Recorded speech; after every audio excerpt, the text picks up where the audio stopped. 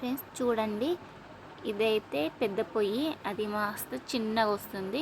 ఇంకా చిన్న పొయ్యి కూడా అలానే చూడండి, ఇంకా రెండు సేమ్ కదా అండి. పెద్ద పొయ్యి మాత్రం చిన్నగా వస్తుంది. ఇప్పుడు దీన్ని ఎలా రిపేర్ చేసుకోవాలో, మనం దీన్ని ఎలా పెద్దగా చేసుకోవాలో చూద్దాము. మీరు వీడియో చూసాకనైతే మొత్తం ఓ మై గాడ్, ఇంత ఈజీగా దాన్ని అయితే పెద్దగా చేసుకోవచ్చామంట అని అంటారు. మనమైతే ముందుగా దాన్ని అయితే మనం రిపేర్ చేసుకోవడానికి గ్యాస్ అయితే ఆఫ్ చేసుకోవాలండి. ఇంకా స్టవ్ని అయితే ఇంకా తిరిగేసి పెట్టేసుకొని, ఇంకా వెనకాల ఇంకా మనకు అక్కడ గ్యాస్ ట్రాన్స్ఫర్ అయ్యేది ఉంటుంది కదండి, అక్కడ ఒక చిన్న హోల్ ఉంటుందండి, చూసుకోవాలి. లైట్ పెట్టి మీకు ఖచ్చితంగా కనిపిస్తుంది. కనిపించకపోతే ఇంకా నేను చిన్న ప్రాసెస్లో చూపెడుతున్నా కాబట్టి హోల్ ద్వారా మీకు ఈ రిపేర్ అయితే చేస్తానండి.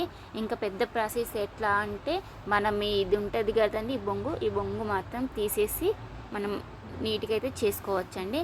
ఇంకా అలా చేసినా ఇలా చేసినా ఒకటే అండి.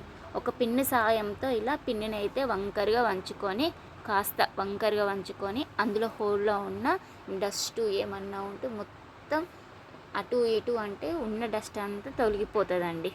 ఇంకా ఇలా చేయడమేనండి. చూడండి ఫ్రెండ్స్, ఆ పిన్ను సాయంతో అటు ఇటు అనేస్తే డస్ట్ మొత్తం పోయింది. ఆన్ చేసి అయితే చూడండి, కొంచెం అయితే పెరిగింది. మీకు కూడా యూజ్ అవుతుంది అనుకుంటున్నాను.